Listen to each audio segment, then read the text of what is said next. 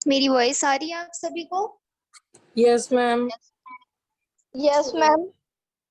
Class start करते हैं। Good morning ma'am. Good morning. चलिए, नेक्स्ट टॉपिक है आपका thermal effect of electric current. ठीक है, इसमें ये जो थर्मल है, इस थर्मल का मीनिंग क्या होता है आप बताइए, आप में से किसी को पता हो अगर तो।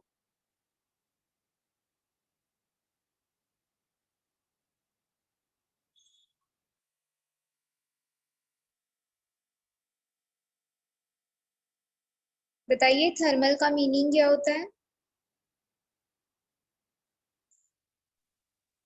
मैम हाँ बोलिए।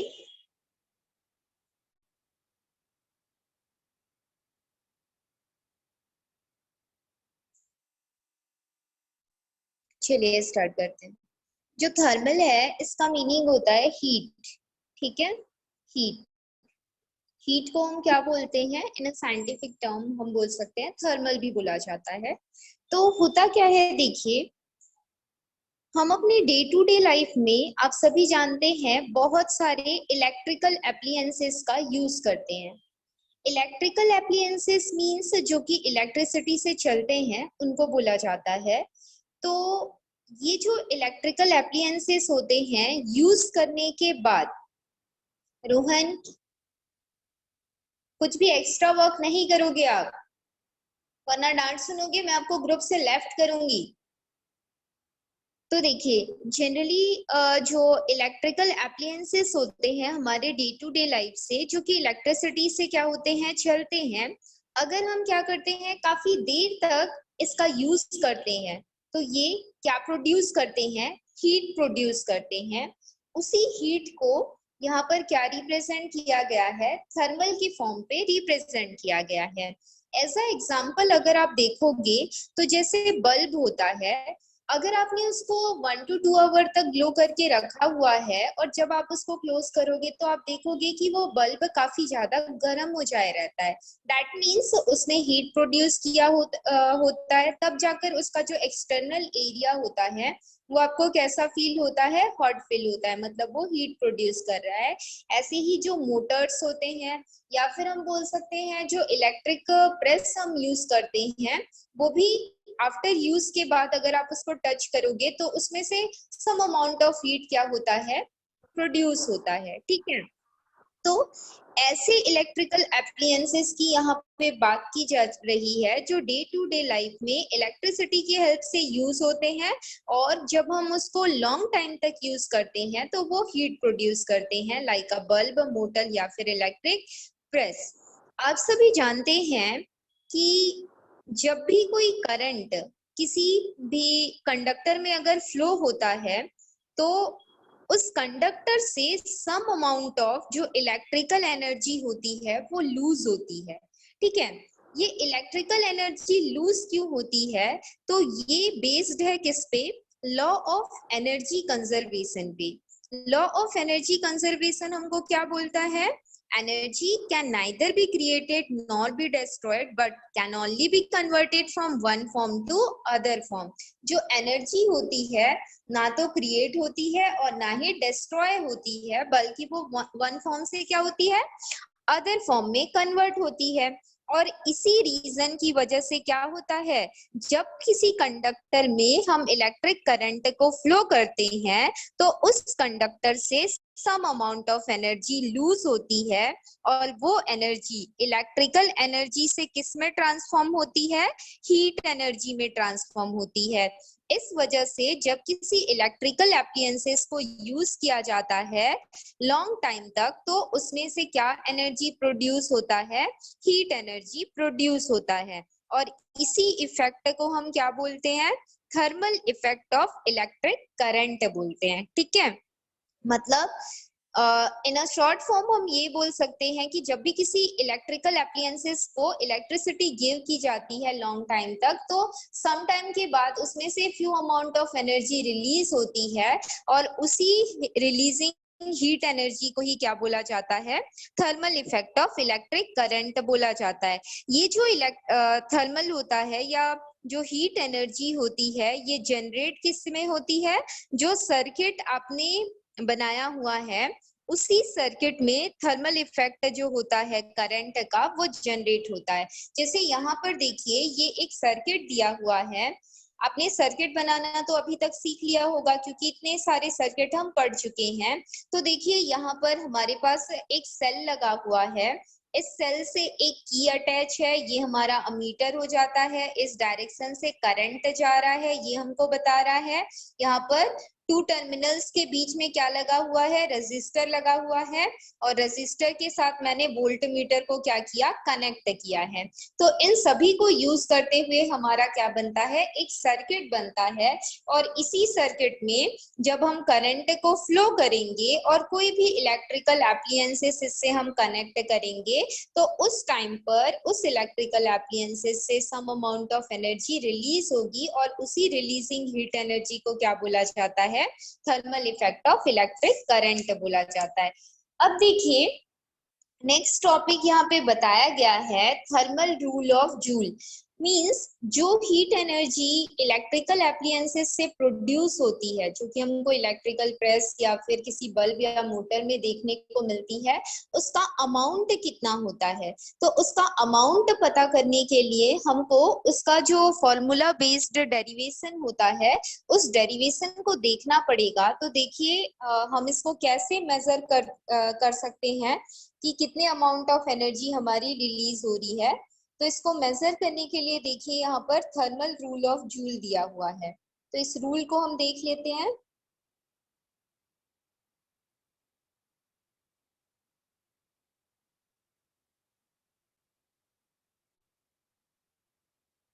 चलिए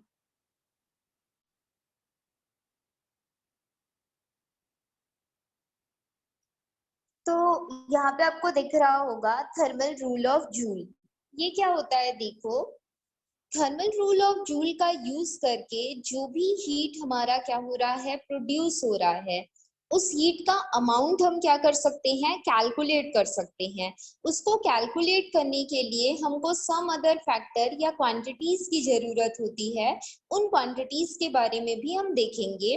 तो देखो इन अ सर्किट हम सभी जानते हैं जो करंट फ्लो होता है उसको हम आई से रिप्रेजेंट करते हैं और ये जो करंट है in a cross section area of our resistance कितने सेकंड में, टी सेकंड में क्या होता है, ट्रांसफर होता है। तो उस सर्किट में जो पोटेंशियल डिफरेंस होता है, टू टर्मिनल्स के बीच का जो डिफरेंस होता है उसको हम क्या बोलते हैं, पोटेंशियल डिफरेंस बोलते हैं। मतलब किसी भी सर्किट में टी सेकंड में जो करंट फ्लो होता है उस करंट फ्लो के लिए कितना मैम आपकी चार्ज, वॉइस नहीं आ रही है।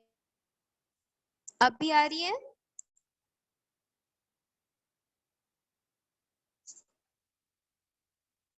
अब आ रही है वॉइस।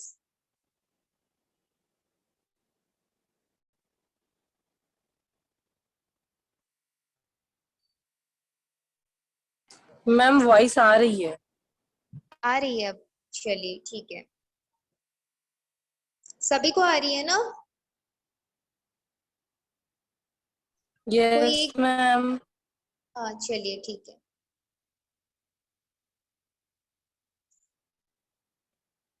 हाँ तो देखो जो करंट या चार्ज आप फ्लो कर रहे हो उस चार्ज को पता करने के लिए इन अ सर्किट टू पॉइंट्स के बीच जितना चार्ज फ्लो होगा वो चार्ज आपका क्या होता है, करंट होता है।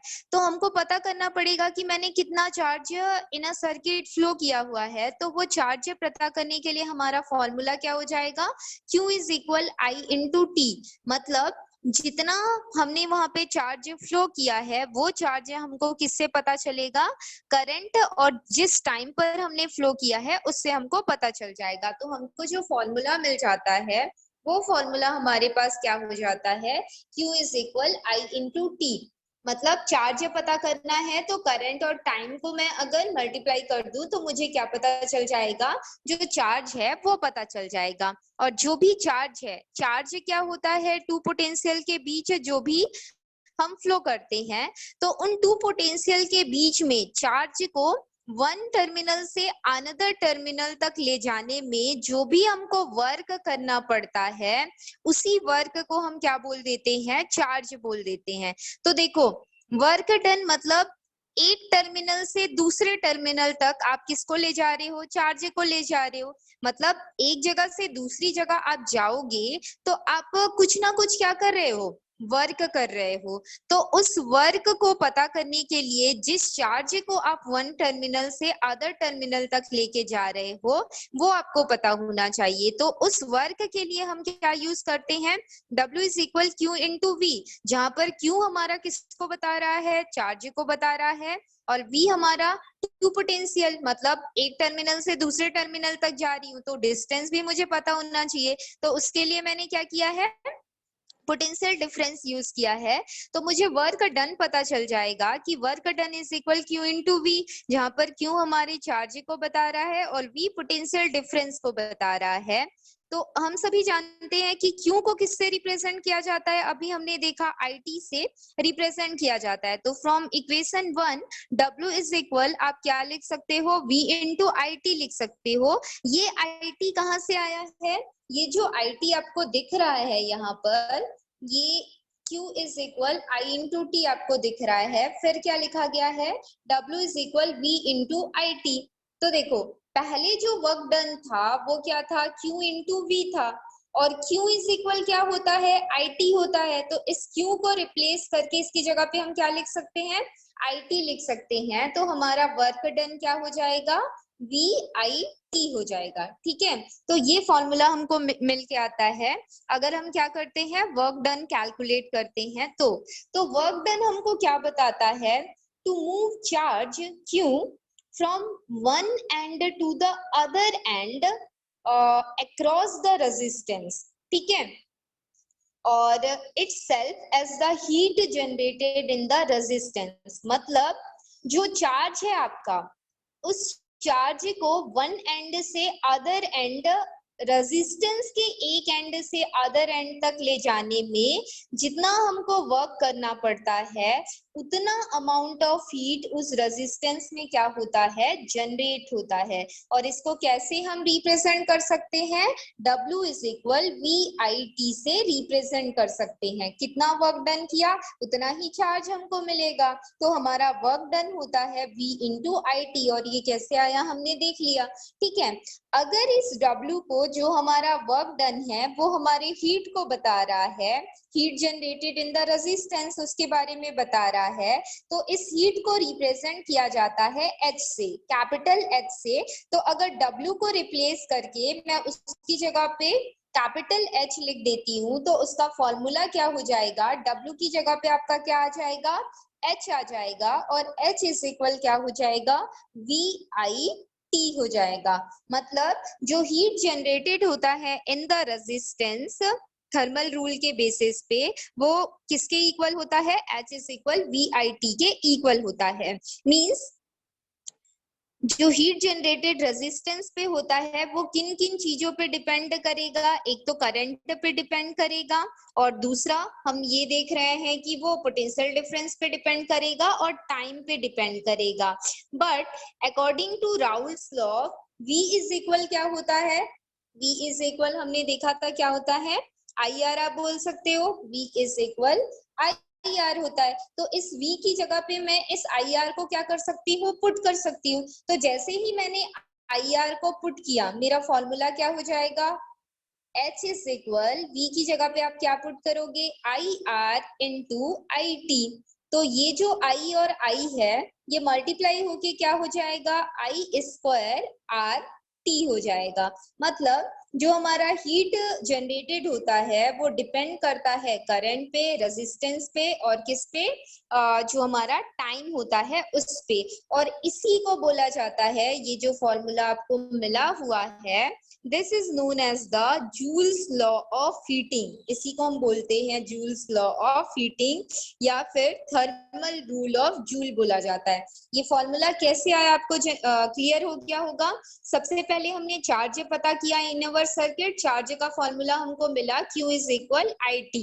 ठीक है, उसके बाद हमने ये देखा कि चार्ज क्या होता है, चार्ज एक वर्क डन होता है जो हम वन पॉइंट से अनदर पॉइंट तक उसको ले जाने का काम करते हैं। तो W इज इक्वल क्या आया हमारे पास, QV आया। तो उस Q को रिप्लेस करके वहां पर हम क्या ऐड कर सकते हैं, IT।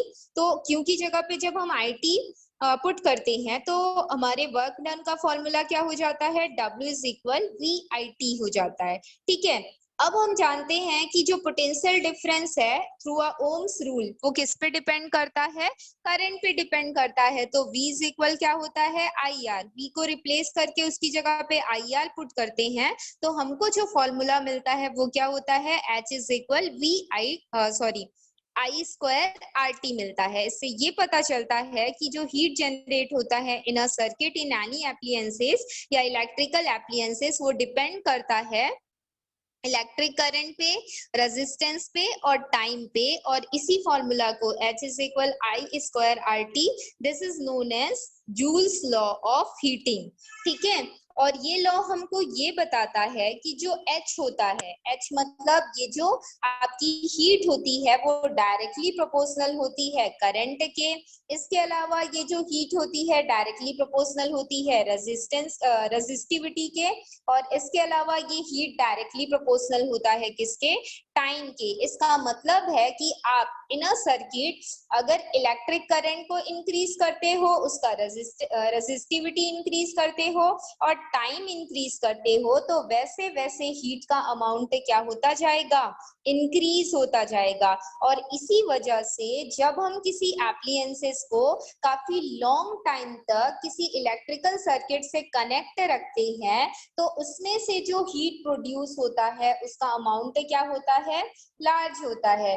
जैसे सपोज आपने क्या किया, बल्ब को 5 मिनट तक जलाया और उसके बाद आपने बल्ब को 10 मिनट तक जलाया, तो उस टाइम पर आप देखोगे कि 5 मिनट पे जो हीट प्रोड्यूस हुआ उसका अमाउंट अलग है और 10 मिनट पे जो हीट प्रोड्यूस हुआ उसका अमाउंट अलग है।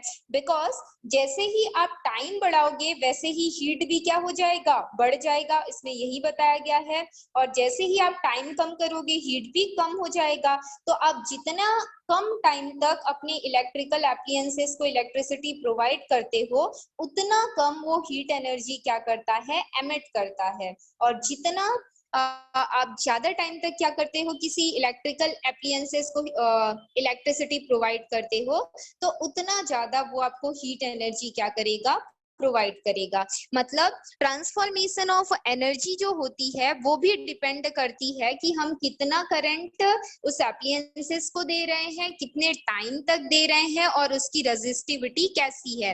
रेजिस्टिविटी का मतलब उसका इंटरनल कैरेक्टर कैसा है, क्योंकि कंडक्टर जो होता है उसका रेजिस्टिविटी वेरी लो होता है। हमने प्रीवियस क्लासेस में इसके बारे में डिस्कस किया था। ठीक है, तो आर को रेजिस्टेंस के बेसिस पे मत लीजिएगा, यहाँ पे आर का मतलब रेजिस्टिविटी है। ठीक, अब देखिए यहाँ पर नेक्स्ट टॉपिक बताया गया है किसका, इलेक्ट्रिकल पावर का। ये आपको दिख रहा होगा कि इलेक्ट्रिकल पावर का एक टॉपिक बताया गया है। तो इलेक्ट्रिकल पावर क्या होता है, इलेक्ट्रिकल पावर का मतलब है जब इलेक्ट्रिकल एनर्जी किसी अदर एनर्जी के फॉर्म पे क्या होती है, कन्वर्ट होती है, तो उसी कन्वर्सन को क्या बोला जाता है, इलेक्ट्रिक पावर बोला जाता है।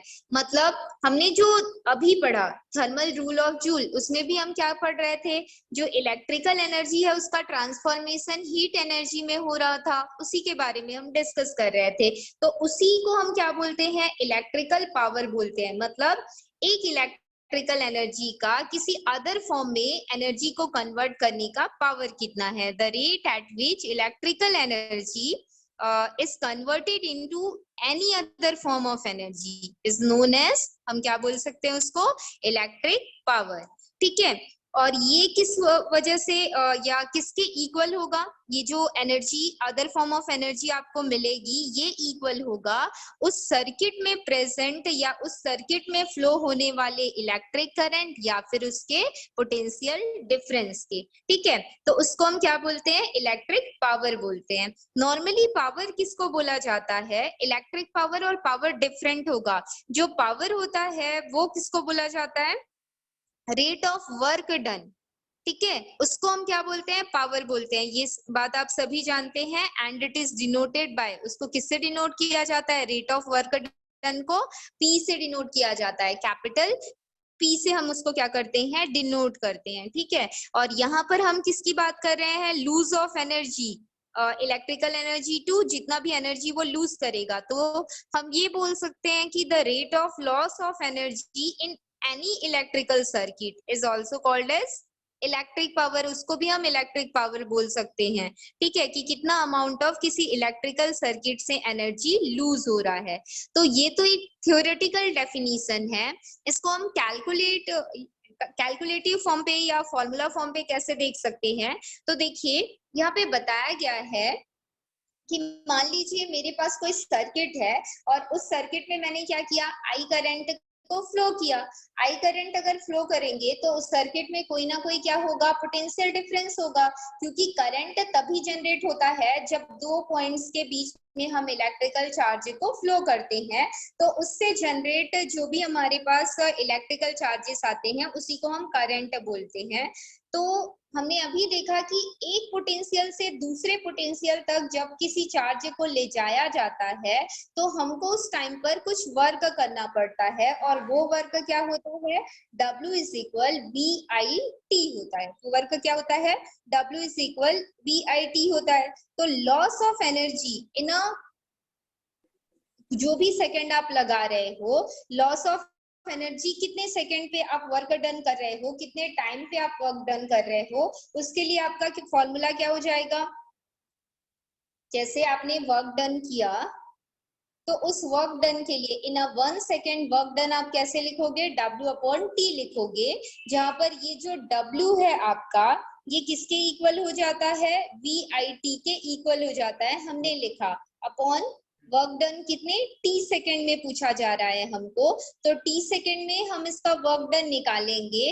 तो देखिए यहाँ से ये T और ये T कैंसिल हो जाएगा, तो हमारे पास जो वर्क डन बचा इन अ T सेकेंड वो कितना बचा, V और I बचा। मतलब अगर किसी का जो इलेक्ट्रिक पावर है सर्किट का वो किसके इक्वल होता है पूछा जाएगा, तो P इज इक्वल VI के इक्वल होता है। मतलब जो पोटेंशियल डिफरेंस उस सर्किट का है और साथ में उस पोटेंशियल डिफरेंस की वजह से उसमें जो करंट जनरेट हो रहा है, उस करंट में या उस करंट का जितना भी अमाउंट आप एप्लियंसेस को दे रहे हो और वो जितना एनर्जी लूज करता है उसी को हम क्या बोलते हैं, इलेक्ट्रिक पावर बोलते हैं।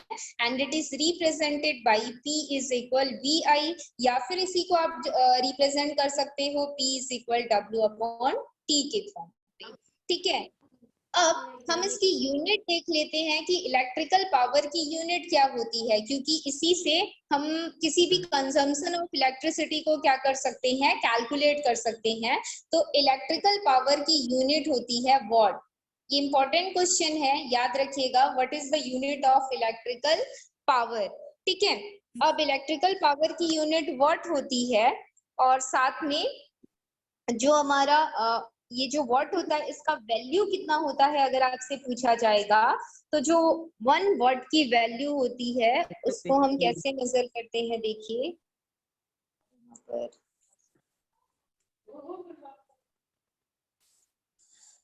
ठीक है, कर दिया रे।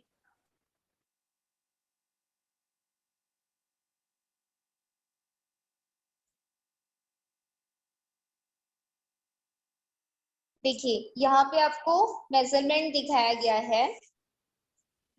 अगर इस पावर को आप हीट से रिप्लेस करते हो तो देन इसका फॉर्मूला भी वैसा ही हो जाएगा जैसा हमको thermal effect of electric current में मिला था, H इज इक्वल VIT, और जब इस V को IR से रिप्लेस करेंगे तो H इज इक्वल क्या हो जाता है, I² RT हो जाता है। ये फॉर्मूला हमने ऑलरेडी देख लिया था और यही फॉर्मूला उससे क्या है, इंटरकनेक्टेड है। ठीक है, अब देखो यहाँ पर जो वैल्यू बताई गई है अगर इसकी यूनिट, यहाँ पे ये जो आर छपा है ना बेटा ये गलत है, यहाँ पर के लगेगा, ठीक है। किलोवाट आवर होता है, अगर आप हीट, जो भी हीट वहां पे कंज्यूम हो रहा है इलेक्ट्रिसिटी का, उसको एच से रिप्रेजेंट कर रहे हो, तो उस टाइम पर आपका जो यूनिट होता है वो क्या हो जाता है, किलोवाट आवर हो जाता है। इस 1 किलोवाट आवर को ही हम किस फॉर्म पे कैलकुलेट करते हैं, 1 यूनिट के फॉर्म पे कैलकुलेट करते हैं। और हमारे घरों पे जो बिजली बिल आता है वो इसी यूनिट के बेसिस पे ही आता है। मतलब आपका जो भी एप्लियंसेस आप घर पे यूज करते हो, जैसे बल्ब है, फैन है, मोटर है, या फिर कोई भी जैसे टीवी, रेफ्रिजरेटर, ये सभी आप अगर यूज करते हो, तो वो सारे appliances some amount of electricity क्या करते हैं, यूज करते हैं। तो उनके यूज्ड की गई इलेक्ट्रिसिटी और साथ में लूज की गई जो एनर्जी होती है, सभी को ऐड करते हुए जो हमारा टोटल कंजम्पशन ऑफ इलेक्ट्रिसिटी होता है, उसका यूनिट क्या होता है, किलोवाट आवर होता है। और 1 किलोवाट आवर किसके इक्वल होता है, 1 यूनिट के इक्वल होता है। और यही यूनिट हमारी मीटर पे क्या होती है, शो होती है। तो हम देखते हैं कि 1 यूनिट की वैल्यू कितनी होती है,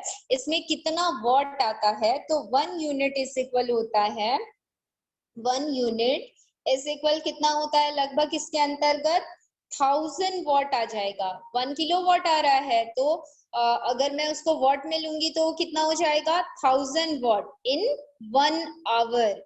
किलोवाट आवर था, तो 1000 वॉट 1 आवर पे अगर हमारा कोई भी इलेक्ट्रिकल एप्लियंसेस यूज करता है, तो उसको हम कितना लेते हैं, 1 यूनिट लेते हैं। याद रखिएगा इस बात को, कितना लेते हैं, 1 यूनिट लेते हैं। और इसी को और किस तरीके से लिखा जा सकता है, 1000 वॉट इंटू 1 आवर में कितने सेकेंड हो जाएंगे हमारे पास, 3600 सेकेंड्स हो जाएंगे, क्योंकि इन 1 मिनट कितने सेकेंड्स आपके होते हैं, 60 सेकेंड्स होते हैं। तो यहाँ पे 1 आवर मतलब 60 मिनट की बात की जा रही है। तो आप 60 मिनट इंटू 60 करोगे तो आपका आंसर कितना आएगा, 3600 आएगा। और इसको हम कैसे लिख सकते हैं, ये मेरे पास 30 है, यहाँ पे 20 है, तो इसको 36 इंटू क्या लिखा जा सकता है, 10⁵ वॉट सेकेंड लिखा जा सकता है। मैथमेटिकल कॉन्सेप्ट आपको पता होगा, ठीक है। 36, और इसी से अगर आप 10 से डिवाइड कर दोगे तो फिर से ये 10 इस पे ऐड हो जाएगा, और कितना हो जाएगा, आपका जो वैल्यू है वो हो जाएगा 3.6 इंटू 10⁻, पहले 5 था और फिर से 10 यूज किया, तो 10⁻ क्या हो जाएगा, 6, और यूनिट किस में चेंज हो जाएगी, जूल में चेंज हो जाएगी, ठीक है। तो 1 यूनिट में कितने अमाउंट ऑफ इलेक्ट्रिसिटी कंज्यूम्ड होती है आपसे पूछा जाएगा, तो आपका आंसर क्या होगा, 1000 वॉट, ठीक है।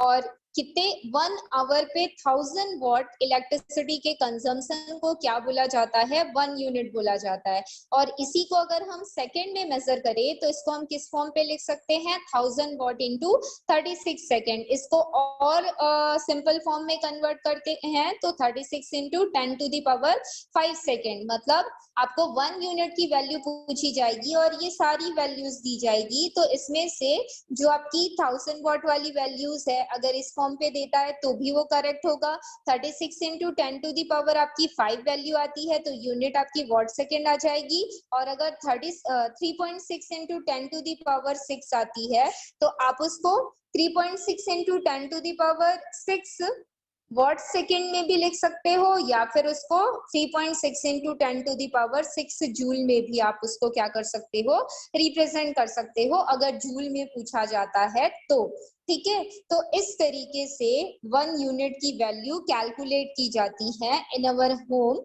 जब हम मीटर में जो इलेक्ट्रिसिटी बिल आता है वो इसी यूनिट के बेसिस पे आता है, ठीक। तो 1 यूनिट की वैल्यू ऐसी है, तो 2 यूनिट की कैसी होगी, आप आसानी से उसको मल्टीप्लाई करके कैलकुलेट कर सकते हो। तो किसी भी इलेक्ट्रिकल एनर्जी का जो कंजम्पशन होता है उसके लिए हम यहाँ पे एक फॉर्मूला यूज करते हैं। वो फॉर्मूला हमारे पास क्या हो जाता है, देखिए इलेक्ट्रिसिटी कंज्यूम्ड इन यूनिट्स, अगर इलेक्ट्रिसिटी यूनिट में कंज्यूम्ड हो रही है तो आप उसको कैसे कैलकुलेट करोगे? आपके घर पे जो भी नंबर ऑफ इलेक्ट्रिकल एप्लियंसेस होंगे इनटू उस इलेक्ट्रिकल एप्लियंसेस का पावर कितना है, मतलब वो कितना इलेक्ट्रिसिटी यूज कर सकता है। पावर ऑफ एप्लियंसेस किस में लेना है आपको? वॉट में लेना है, मल्टीप्लाइड बाई टाइम, मतलब कितने घंटे वो चलता है, और into number of days, how many days वो चलता है। ठीक है, डिवाइडेड बाय आप क्या कर दोगे? 1000 कर दोगे। यहाँ पे एक एग्जांपल भी बताया गया है, इस एग्जांपल को देखिएगा तो आपको पता चल जाएगा कि जो इलेक्ट्रिसिटी बिल आती है या कॉस्ट ऑफ कंज्यूम्ड इलेक्ट्रिसिटी आपका जो आता है वो किस बेसिस पे आता है। इन्हीं फॉर्मूला के बेसिस पे हम इलेक्ट्रिसिटी बिल को क्या कर सकते हैं? कैलकुलेट करके इन एनी हाउस निकाल सकते हैं, किसी भी घर का। ठीक है, तो आज का जो हमारा टॉपिक था इलेक्ट्रिकल पावर का यहीं पे खत्म होता है। कल हम डोमेस्टिक इलेक्ट्रिक सर्किट के बारे में डिस्कस करेंगे और इस तरीके से आपका ये चैप्टर क्या हो जाएगा? फिर कंप्लीट हो जाएगा। एक बात बताइए, जो 5th चैप्टर था हमारा, क्या मैंने उसका नोट्स आपको सेंड किया है? नो मैम, नहीं किया है। नहीं किया है, चलिए। तो कल हम वो नोट्स भी देख लेंगे जो हमारा चैप्टर 5 का नोट्स है वो। ठीक है, तो आज की क्लास हमारी यहीं पे खत्म होती है। कल हम डोमेस्टिक इलेक्ट्रिक सर्किट के बारे में डिस्कस करेंगे।